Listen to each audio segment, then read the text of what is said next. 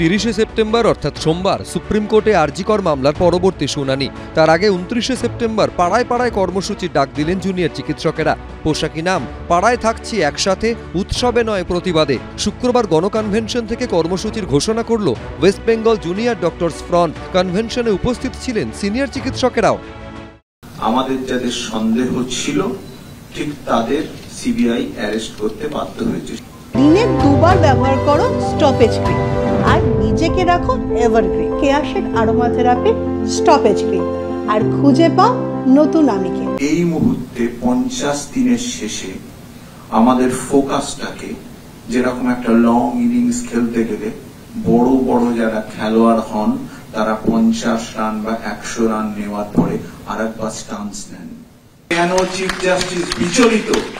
30 তারিখে এই বিচলিত হওয়ার কারণটা কিন্তু আমাদের সামনে যে কোনো অধ্যায় বের করে রাখতে হবে।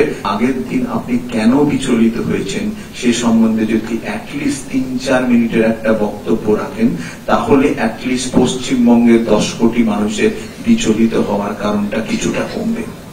কোন একটি পুজো কেন্দ্রের পরিচালক আর্তনাদ করে বলেছেন আমরা ভয় পাচ্ছি কয়েকজন দুর্বৃত্ত কোথায় এসে, অর্থাৎ কিনা আমরা সবাই দুর্বৃত্ত। ক্যাওসের জন্য তৈরি হন যদি এটা ক্যাওস হয়ে থাকে।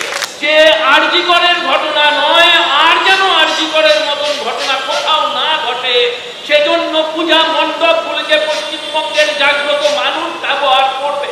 আপনাদের যত ক্ষমতা আছে তা দিয়ে সেগুলোকে রুখুন। আপনারা রুখবেন, আপনারা রোখার চেষ্টা করবেন। প্রথম দিন থেকেই আপনারা চেষ্টা করে গেছেন।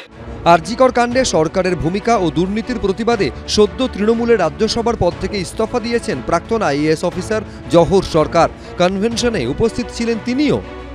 শাসক দলের বুঝতে হবে যে আক্রোশ কিন্তু এখনো কাটেনি। দুর্গাপুজো আসছে মানেই কেটে গেল তা নয়। বাংলার মানুষ এই ব্যাপারে তাদের একটি শ্রেণীর আচরণে, সকলের নয় কিন্তু একটি শ্রেণীর বদ আচরণের তারা খুবই ক্ষুব্ধ।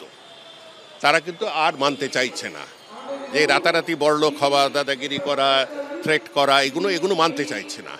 সেই জন্যই আমার তাদের সঙ্গ ছেড়ে আজকে সাধারণ মানুষের সাথে দাঁড়াতে হবে।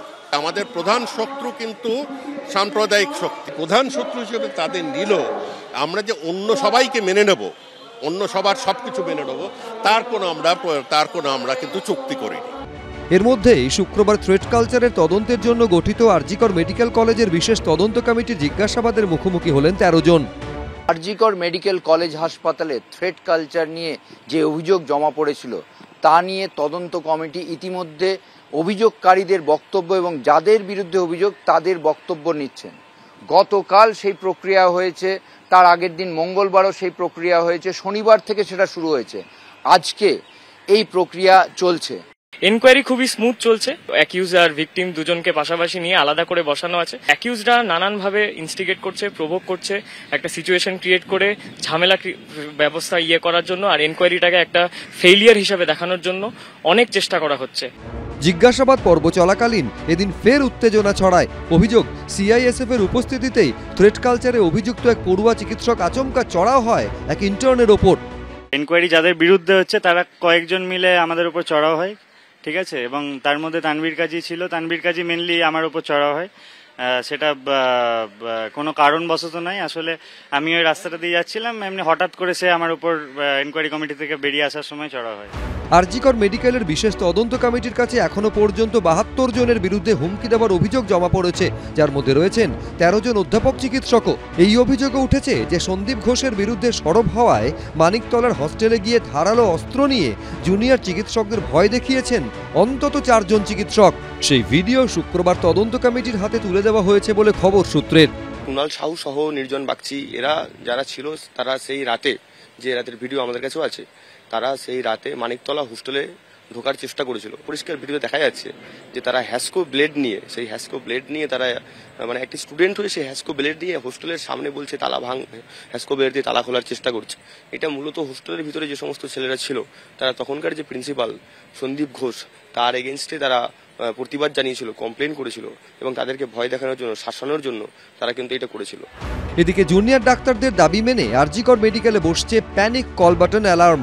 শুক্রবার এ নিয়ে সিআইএসএফ ও পুলিশের সঙ্গে বৈঠক করে হাসপাতাল কর্তৃপক্ষ।